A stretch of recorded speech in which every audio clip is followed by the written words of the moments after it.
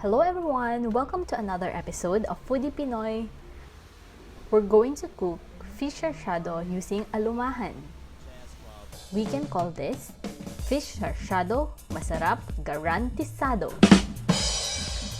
I have a fun fact. Do you know the English for alumahan? It's mackerel. Let's proceed with the cooking. Here are the ingredients. 5 pieces alumahan, 1 medium-sized onion, minced, 4 cloves garlic, minced, 2 large tomatoes, chopped, 3 eggs, half a teaspoon salt, half a teaspoon pepper, half tablespoon of sugar, 1 tablespoon soy sauce. Rub salt in the fish and set aside for 30 minutes before frying.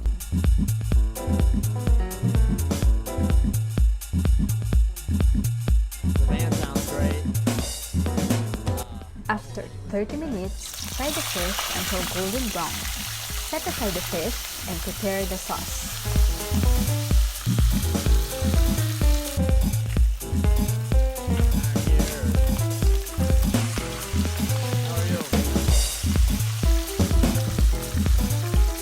Put some oil in the pan and saute the garlic, onion, and tomato. Oh, yeah. Thank you. Yeah. Man, did you mind Once the tomatoes soften, add the water. enjoy it? Yeah. Season with salt, pepper, Yeah, that movie is great. That's sugar, David Cameron. and soy sauce.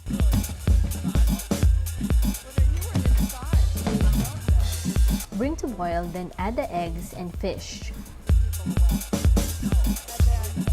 Okay.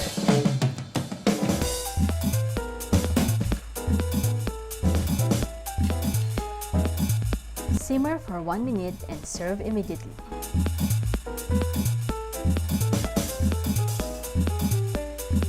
Here's our fish sarciado, masarap, garantisado.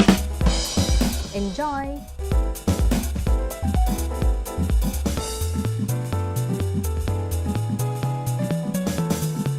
Support our channel by hitting the subscribe button and liking this video. Thank you!